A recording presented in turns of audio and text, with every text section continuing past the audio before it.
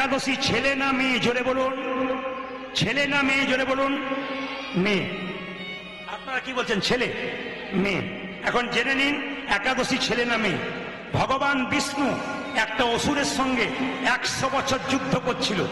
অসুরটা বিষ্ণুর সঙ্গে যুদ্ধ করতে করতে ভগবান বিষ্ণু চালাকি করে একটা গুহার মধ্যে ঢুকে গেল। অসুর মনে মনে ভাবলো, এই বিষ্ণু, এবার তুমি হারলে, তুমি গুহায় ঢুকলে, এবার তোমায় মারবো। যেটা বিষ্ণুকে মারতে গেছে অমনি বিষ্ণুর শরীর থেকে একটা অপূর্ব জ্যোতি বেরিয়ে এসছে। জ্যোতি থেকে একটা সুন্দরী রমণীর জন্ম হলো। ভগবান বিষ্ণুর শরীরে জ্যোতি থেকে সুন্দরী রমণীর জন্ম হলো। সে কি করলো? ওই অসুরের মস্তকটাকে ছেদন করে দিল।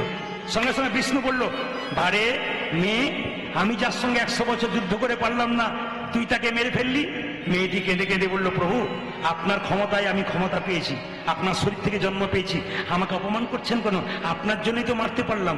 বলো প্রভু, তুমি আমাকে কোন জায়গাতে রাখবে, আমার কি নাম দেবে? ভগবান বিষ্ণু বলল, তোর নাম রাখলাম আজ থেকে একাদশী। বেশ বেশ বেশ, খুব ভালো কথা। আমার নাম রাখলে একাদশী, কিন্তু আমার লাভ কি হবে? ওই যে তোর মধ্যে যারা প্রবেশ করবে তারা সমস্ত তীর্থের ফল লাভ করবে। সমস্ত ভক্তিমতী মায়েদের, সমস্ত দাদা ভাইদের যারা আছেন আমার আড়ালে, যারা আমাকে দেখতে পাচ্ছেন না, আপনারা হয়তো দেখতে পাচ্ছেন না, সুন্দর বসতে পেয়েছেন। প্রচুর দূর পর্যন্ত প্রচুর ছেলে মেয়েরা দাঁড়িয়ে আছে, অনেক দূর পর্যন্ত অনেক অনেক অন্ধকারে দাঁড়িয়ে আছে। এই পাশে প্রচুর দাঁড়িয়ে আছে। তারা কানে শুনে নেবেন, একটু মন দিয়ে শুনে নিন যেখানে বসে আছেন। মুসলিম সমাজে 30 দিন রোজা রাখা হয়। ভোর 4টের সময় খায়, সন্ধে 6টার সময় খায়। সারাদিন বসুন, সারাদিন থুতু গেলে না। আর আমাদের দেখবেন, আপনাদের ঝিনকি হাটে নয়, আমাদের কোনো মেয়ে যদি একাদশী করে না, ও দেখবেন দরজাতে বসে থেকে সারাদিন। পাড়ার লোকে বলে, দিদি তুমি আজকে দরজায় বসে আছো? ওই যে আমার একাদশী। মানে জানাবার জন্য। তা দরজায় কেন বসে আছো? ছেলে গেছে বাজারে, ফল আনতে বলেছি, আমি খিদেই পেট জ্বলছে। মানে ও একাদশীতে কি? আবার আমাকে অনেকে জিজ্ঞেস করে, দাদা একাদশীতে কি কি খেতে পাই? কত সুন্দর উত্তর আমাকে জিজ্ঞেস করে যে কি কি খেতে, মানে খাবার কথা আগে, খেতে। শুনে রাখুন, একাদশীর দিনে যে যত মুখ ঝুটা কম করতে পারবে তার একাদশীর ফল হবে। মানে যে যত কম খেতে পারবেন একাদশীর দিনে তার তত লাভ। একাদশীর দিনে খাওয়ার চিন্তা নয়, একাদশীর দিনে 3টে শর্ত করবেন। খারাপ কিছু দেখবো না, খারাপ কিছু বলবো না, খারাপ কিছু ভাববো না। এই চেতনা যদি জাগে, আপনি মানুষ হয়ে যাবেন। মায়েরা, একাদশীর দিনে 5টা জিনিস খাওয়া যায় না, গুনে নিন। চাল থেকে যা জিনিস হয় খেতে পাবেন না, গম থেকে যা তৈরি হয় খেতে পারবেন না, জব থেকে যা তৈরি হয় খেতে পারবেন না, সরিষা থেকে যে তেল তৈরি হয় খেতে পাবেন না, বিভিন্ন জাতীয় ডাল আপনি খেতে পাবেন না। প্রশ্ন করবেন, যদি কেউ নির্জলা একাদশী করতে পারে উত্তম একাদশী। যদি কেউ বলতে পারেন আমার গ্যাসের প্রবলেম আছে, আমি নাও থাকতে পারি, রোজার মতো নয়, রোজাতে কত কঠিন ব্যাপার, কিন্তু তবু দেখুন আমাদের হিন্দুদের কত সহজ করে দিচ্ছে, তবু আমরা পাচ্ছি না। এটা আমাদের, ওদের তো 30 দিন, আর আমাদের 12 মাসে কটা দিন? 24 দিন। মাসে দুটো করে একাদশী হলে কটা হয়? 24টা হয়। তাতে আমরা 15 দিন পর পর পাচ্ছি না, খালি খাবারের সামনে। আবার দেখবেন ছোট ছোট বাচ্চারা মুসলিমদের মায়েদেরকে জিজ্ঞেস করে, মা রোজা রাখবো? তখন বলে, রাখ রাখ, আল্লাহ তোর বরকত করবি। আর আমাদের ছেলেরা যদি মাকে বলে, মা তুমি একাদশী করছো, ভাত খাবো না ফল খাবো, চুপ কর, ডাক্তার বলেছে খালি ভাতে থাকতে বারণ করেছে, মরবি, বুড়ো বয়সে করবি। মানে এই জন্য তো হিন্দু ধর্ম ধ্বংস হচ্ছে না। কি বলছেন? আমরা তো তৈরি করে দিচ্ছি, আগামী প্রজন্ম শিখবে কি করে? আপনার কাছে শিখবে। ও মায়েরা, বাঘিনী সাঁতার শেখায় বাচ্চাদের। আগে বাচ্চাগুলো জলে নামে না, আগে বাঘিনী নেমে যায়, তারপর বাচ্চাগুলো নামে। কেন? জানে মা যদি নেমে যায় তাহলে বাচ্চার কোনো ভয় থাকবে না। আপনারা মা হয়েছেন ধর্মের পথে, আপনি যদি না এগোতে পারেন আপনার বাচ্চা ধর্ম শিখবে না, শেষে আপনাকে বৃদ্ধাশ্রমে রাখবে। আপনি তখন দায়ী দেবেন, এমন খারাপ ছেলে জন্ম দিলাম। খারাপ ছেলে আপনি জন্ম দেন নাই, খারাপ আপনি নিজে তৈরি করেছেন। তখন আপনি নিজের গালে চড় মারবেন, ওকে মেরে কোনো লাভ নাই, ওকে কথা বলে, কারণ আপনি তৈরি করে দিয়েছেন। জেনে নিন, একাদশীর আগের দিনে রাত্রিবেলায় ব্রাশ করে নিতে হয়। হরে কৃষ্ণ। কালকে একাদশী, আজকে ব্রাশ করতে হয়। প্রশ্ন করবেন কেন? যে পেস্টটা লাগাচ্ছেন তার মধ্যে লবণ থাকে। সকালবেলা একাদশী দিন যদি পেস্ট নেন ওর মধ্যে লবণ থাকবে, আপনার লবণ খাওয়া হয়ে গেল, একাদশী আপনার হলো না। জিভটাকে আপনি পরিষ্কার করছেন জিভ ছোলা দিয়ে, যদি জিভ কেটে যায়, রক্ত বেরিয়ে যায়, আপনার একাদশী হলো না। ওই জন্য আগের দিন রাত্রিবেলায় আপনাকে জিভ ছুলে নিতে হবে, আপনাকে ব্রাশ করে নিতে হবে, সকালবেলায় গরম জল নিয়ে মুখটাকে পরিষ্কার করতে হবে। শুনে নিন মায়েরা, সিন্দুক লবণ, সন্দক লবণ খেতে পাবেন, কিন্তু আপনি এই কাঁচা লবণ খেতে পারবেন না। সরিষার তেল খেতে পারবেন না, সরিষার তেল মাখতে পারবেন না। নারকেল তেল মাখবেন, ঘি দিয়ে রান্না খাবেন, সাদা তেল দিয়ে খাবেন, কিন্তু যত কম খাবেন। তার মানে একাদশী দিন বলতে চাইছে আমার পেটটাকে যদি 4 ভাগ করা যায়, তাহলে 1 ভাগ খাবো, 1 ভাগ জল রাখবো, আর 2 ভাগ ফাঁকা রাখবো। যত মুখ ঝুঁটা কম করবে। আমি এবছর মালদা জেলায় গিয়েছিলাম, একটা বাড়িতে ঢুকেছে, আর বলছে বাবা আজকে একাদশী, তাহলে করুন, আমার কোনো অসুবিধা নাই। ওরা বলছে যে তাহলে এক কাজ করুন, আপনাকে সেবার ব্যবস্থা করে দিই। যখন বসেছি তখন চমকে গেলাম, 4 গ্লাস দুধ, 4 বাটি তরকারি। হ্যাঁ ওগুলো কেন ওগুলো খা, ওগুলো খা, 6টা কিন, 6টা। ও বেছে বেছে বলছে এটা এটা দিতে হবে আর কি। আরে নে না, কিন্তু ধীরে ধীরে নে। মায়েরা সবাই লক্ষ্য করুন, যে যেখানে বসেছেন, কি বললাম, একাদশীর দিনে আমাকে 4 বাটি ফল, 4 বাটি সবজি, 4 গ্লাস দুধ, সবকিছু দিয়েছে, 2টো দুধের পায়েস দিয়েছে, নিয়ে বলছে বাবা এমন কিছু করতে পারলাম না। বললাম এইরকম যদি করেন তাহলে প্রতিদিন একাদশী করবো, কোনোদিন ছাড়বো না, সব দিন একাদশী। মায়েরা, নির্জলা একাদশীর নাম উত্তম একাদশী। আর যদি কেউ ফলমূল সবজি খায় তবে তার নাম মধ্যম একাদশী। আর আমাকে যেটা করেছিল ওটা উত্তম নয়, মধ্যম নয়, ধমাধম একাদশী। ও একাদশী চলবে না। বলুন একাদশী মহারানী কি, একাদশী মহারানী কি, জোরে বলুন একাদশী মহারানী কি, একাদশী মহারানী কি। দুরিকা দেবীর কাছে তার স্বামী এসেছে, আর তার স্বামীকে দুরিকা দেবী পাটা ধুইয়ে দিয়েছে, পাটা গামছা দিয়ে মুছে দিয়েছে, এই দিয়ে তাকাবেন, প্রণাম করেছে। শুধু সেই দিন প্রণাম করে তা নয়, দুরিকা দেবী এত অভাব তবু স্বামীকে প্রতিদিন সকালবেলায় প্রণাম করে। অপরাধ নেবেন না, এতজন মায়েরা কীর্তন শুনতে এসছেন, কে কে সকালবেলায় স্বামীকে প্রণাম করেন হাত তুলে দেখান, দেখান, তুলুন তুলুন। দাদা ভাইয়েরা মনে মনে হচ্ছে এতদিন পরে আপনি আমাদের হয়ে বললেন কেউ। এই দিকে তাকাবেন, সকালবেলায় স্বামীকে প্রণাম, এইদিকে স্বামীকে প্রণাম করতে হয়। পরশু তারিখে যেখানে গাইছিলেন, একটা মেয়ে এসে বলছে দাদা সব কথা আপনার রাখতে পারলাম, এটা পারলাম না কেন? আমার বাবার কান মূলে 10 লাখ টাকা নিচে প্রণাম আমি করবো না। সে একটা দামি কথা বলতে। আমি আপনাদের বলে রাখি, আজকে কীর্তন শুনেন, কাল সকালবেলায় সবাই স্বামীকে প্রণাম করবেন পা ছুঁয়ে, আর দাদা ভাইরা সব পা গুলো একটু ধুয়ে মুছে শোবেন, আপনাদের কাল সকালে প্রণাম হবে আর কি। হ্যাঁ হ্যাঁ, আমি বলে দিই, শাস্ত্রের কথা বলবো, শুনতে নারকেলের মতো, ভেতরে শ্বাস জল। আপনার স্বামীর সঙ্গে আপনার কি সম্পর্ক, একটু হ্যাঁ হু দেবেন। আপনার স্বামী আপনার গুরু হয়, জোরে বলুন, আরো জোরে বলুন, দাদারা শুনুক, জোরে বলুন, গুরু হয়। দাদারা বলছে কি যে হয়, রচনা হয় না গুরু হয়। রচনা মানে বুঝতে পারছেন তো কি যে হয়, আপনি আমি ছাড়া কেউ বুঝি না। আর আপনার স্বামী আপনার দেবতা হয়, জোরে বলুন, দেবতা হয়। কেউ কেউ হ্যাঁ হ্যাঁ বলছে, কেউ আপনার স্বামী আপনার দেবতা হয়, আপনার স্বামী আপনার রোগের ওষুধ হয়। যাকে আপনাদের সাহসের ধন্য, যে অন্য জায়গাতে একবার বলার পর চুপচাপ মুখ দিয়ে থাকে, আর বলে না, আর সবে হ্যাঁ দিচ্ছেন। আপনার ছেলে, আপনার স্বামী আপনার বাবা হয় না? না হ্যাঁ বা ব্যাপার না, এখন বুঝিয়ে দেবো, তখন আপনারা বলবেন ঠিক বলছে। এইদিকে আপনার স্বামী আপনার ভাই হয়। 2-4 জন মা মনে মনে ভাবছে হয়, বোধ হয়, হয়। আপনি যখন বলছেন তখন হয়। আপনার স্বামী আপনার, এই যে তাকান, আপনার স্বামী আপনার ভাই হয়, আপনার স্বামী আপনার ছেলে হয়। কখন হয়? তাকাবেন, ধীর ভাবে তাকাবেন। বিষ্ণুপ্রিয়াকে নিমাই বলেছিল, প্রিয়া তুমি বাপের বাড়ি চলে যাও সন্ন্যাস নেবার আগে। বিষ্ণুপ্রিয়া বলেছিল, স্বামী এটা কি বাপের বাড়ি নয়? তুমি আমার বাবা, তুমি আমার ভাই, তুমি আমার ছেলে, তুমি আমার বন্ধু, তুমি আমার ইহকাল, তুমি আমার পরকাল। নিমাই বলছে, আমি এত বড় পণ্ডিত, লোকে বলে আমি জানতে পারলাম না স্বামী কখন বাবা হয়, স্বামী কখন ছেলে হয়, স্বামী কখন ভাই হয়, তুমি জানলে কি করে? বিষ্ণুপ্রিয়া বলল, শোনো, তুমি যেমন পণ্ডিত, আমিও পণ্ডিতের মেয়ে। আমার বাবার নাম সনাতন মিশ্র, আমি বাবার কাছ থেকে শিখতে পেরেছি স্বামী কখন বাবা হয়। নিমাই বলল, বুঝিয়ে দাও। বিষ্ণুপ্রিয়া বলছে, তবে শোনো, স্বামী কখন বাবা হয়? অন্নদানে পিতা সম, প্রতিদানে পতি।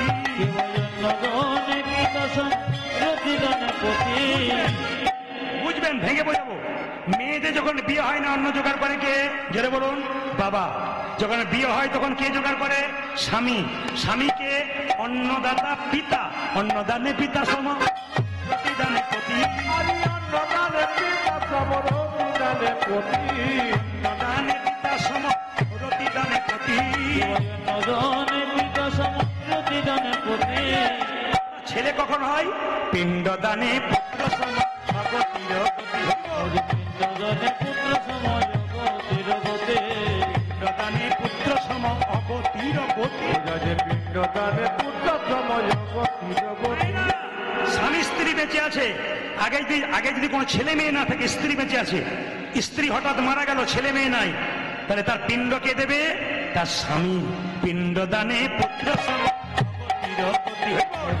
পিণ্ডদানে পুত্র সম অগতির গতি। অজে পিণ্ডদানে পুত্র সম অগতির গতি। আজ পিণ্ডদানে পুত্র সম অগতির গতি। উপদেশে গুরুতুল্য সেবাতে দেবতা। গুরু বিজয় সুর সম বিপদে দেবতা।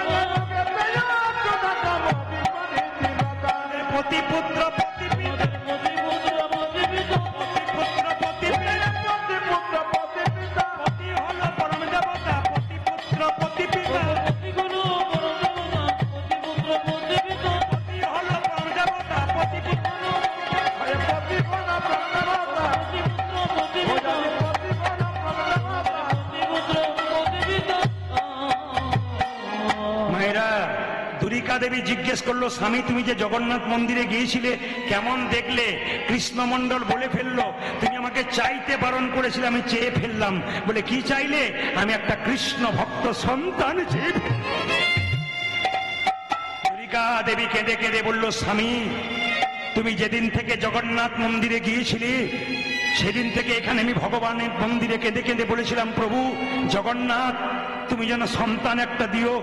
ভগবান সুকনে ছেড়েছে গো। ভক্ত যদি কাই মনে কোনো বাঞ্ছা করে, ভগবানের সাধ্য নাই সেই বাঞ্ছা নাহি পুরে। ভক্ত যদি মন দিয়ে কোনো কথা ভগবানকে বারবার বলে, ও মায়েরা একই কথা আপনি মন্দিরে বারবার বলবেন, দেখবেন আপনার কথা ভগবান শুনবে। একই কথা মন্দিরে বারবার বলুন, দেখুন ভগবান একসময় আপনার কথা শুনবে, আপনাকে কৃপা করবে। ও প্রত্যেকদিন বলতো ভগবানের মন্দিরে, প্রভু জগন্নাথ আমাকে একটা ছেলে দাও কিংবা মেয়ে দাও। সত্যি সত্যি মায়েরা, দুরিকা দেবীর গর্ভে সন্তান এলো। সবাই তাকাবেন, দুরিকা দেবীর গর্ভে যখন সন্তান এলো, সেই সন্তানটা পেটে থাকাকালীন দুরিকা দেবী কিছু ভালো ভালো কাজ করলেন। তাকাবেন, এমনি এমনি এমনি এমনি বাচ্চা সন্তান তৈরি হয় না। তাকাবেন, আপনারা যারা এখানে দাঁড়িয়ে কীর্তন শুনছেন, বসে শুনছেন, কোনো দিকে শব্দ না শুনে না করে শুনে নিন। এই যে তাকাবেন, ভাগবত দাস বলে একটা ছোট্ট 4 বছরের ছেলে ইউটিউবে দেখতে পাচ্ছেন? কেউ দেখেছেন? দেখেছেন? ভাগবত দাস কত বয়স? ইউটিউবে দেখবেন 4 বছরের বয়স। তিলক মালা জপ সবকিছু করে। তাকাবেন কত বয়স বললাম, জোরে বলুন। 4 বছর। এক সময় একটা গানের কম্পিটিশনে গিয়েছিল, সেখানে একটি মেয়ে বিখ্যাত গায়িকা নেহা কক্কর তিনি বলেছিলেন, হাই হ্যালো, এই যে দেখেন, হ্যালো হ্যালো ভাগবত। তখন ভাগবত বলেছিল, হাই হ্যালো ছাড়ো, হরে কৃষ্ণ বলো। দেখবেন ইউটিউবের মাধ্যমে, কি হাই হ্যালো ছাড়ো, হরে কৃষ্ণ বলো। মাগো, তাকে জিজ্ঞেস করেছিল গায়িকা, তোমার বাড়ি কোথায়? তখন বলেছিল, কৃষ্ণ কড়ি আঙ্গুলে একটা পাহাড় তুলেছিল, কি নাম বলো তো? ওটার নাম গিরি গোবর্ধন পাহাড়। আমার বাড়ি হলো গোবর্ধনে। আচ্ছা আচ্ছা ভাগবত, গীতা পড়ে কি লাভ? গীতা সঙ্গে রাখো কেন? গীতা পড়ে লাভ কি? মায়েরা শুনুন, ছোট্ট 4 বছর ছেলে উত্তর দিয়েছিল, আপনি মোবাইল কিনছেন, উত্তর দিয়েছিল কোনো জিনিস কিনতে গেলে, কিন্তু আমি আপনাকে বলি, আপনি মোবাইল কিনছেন, তাতে দেখবেন একটা ম্যানুয়াল দেওয়া হয়, মানে একটা দেখবেন কাগজ দেওয়া হয়, ওতে কিন্তু কিভাবে মোবাইলটা চালাবেন তার জন্য কিন্তু শিক্ষা দেওয়া হয়। তো ভাগবত গীতা কি না, আমাদের জীবনটাকে চালানোর জন্য ওটা হলো একটা ইউজার ম্যানুয়াল, যেটা থাকলে আমাদের জীবনটা সুন্দর হবে। কে বলেছে? 4 বছরের ভাগবত।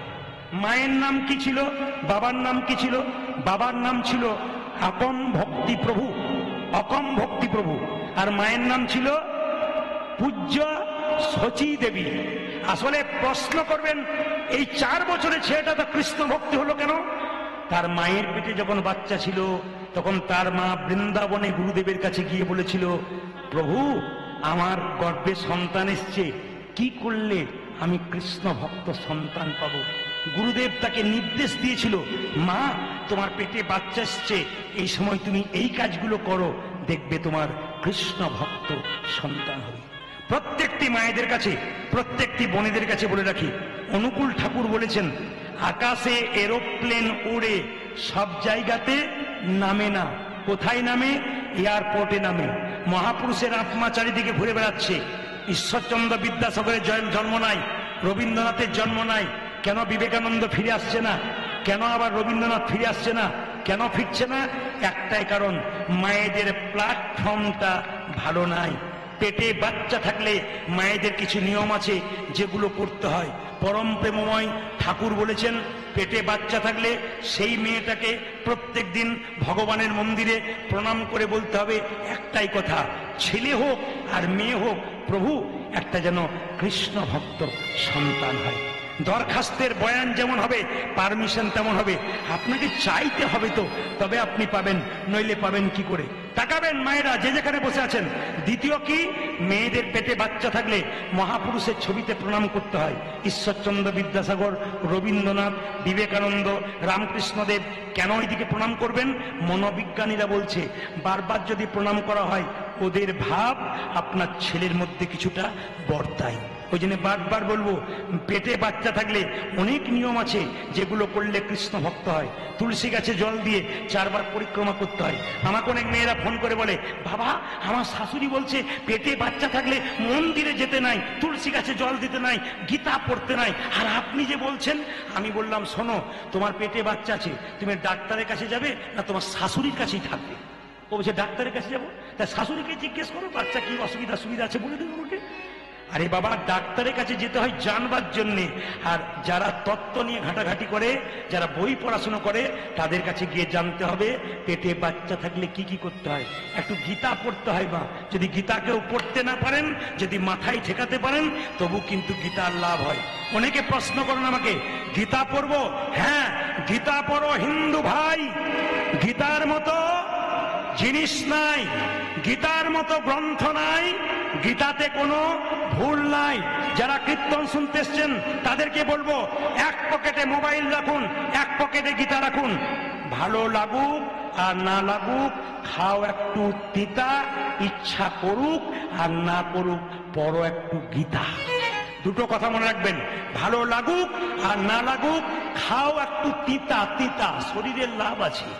আর ইচ্ছা করুক আর না করুক, পড়ো একটু গীতা।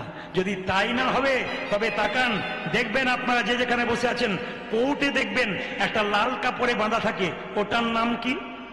বলুন, ওটার নাম কি? গীতা। আমি একজনকে জিজ্ঞেস করেছিলাম ওটার নাম কি লাল কাপড়ে বাঁধা থাকে? ও তখন বলছে যন্ত্র টন্ত্র কিছু একটা হবে। বেটা কিছুই বোঝে না কি। মায়েরা, গীতাতে হাত রেখে, গীতা কত বড় গ্রন্থ, গীতাতে হাত রেখে বলা হয়, যাহা বলিব সত্য বলিব, সত্য ছাড়া যারা করেছে অত বোকা নয়, মহাজ্ঞানী তত্ত্বজ্ঞানী মানুষ বলে করেছে। কিন্তু গীতাতে হাত রেখে অনেকে হাজার মিথ্যা কথা বলে সেখানে জিতে যায়। জেনে রাখবেন, গীতাতে হাত দিয়ে ওখানে মিথ্যা কথা বলে কেউ যদি জিতে যায়, সে এখানে জিতলো, ভগবানের কোর্টে কিন্তু তার বিচার পাকা হয়ে যাবে। ওখানে জেতার কোনো চান্স নাই। তাই আপনাদের কাছে নিবেদন রইল, গীতা পড়ো হিন্দু ভাই। গীতার মতো জিনিস নাই, গীতার মতো গ্রন্থ নাই, গীতাতে কোনো ভুল নাই। সবাই তাকান, যখনই ধুরিকা দেবীর গর্ভে সন্তানটা জন্ম নিচ্ছে, মাথায় কাপড়টা নিন। জন্ম হচ্ছে কোথায় মায়েরা? ধারেন্দা গ্রাম। কিভাবে? ধারেন্দাতে।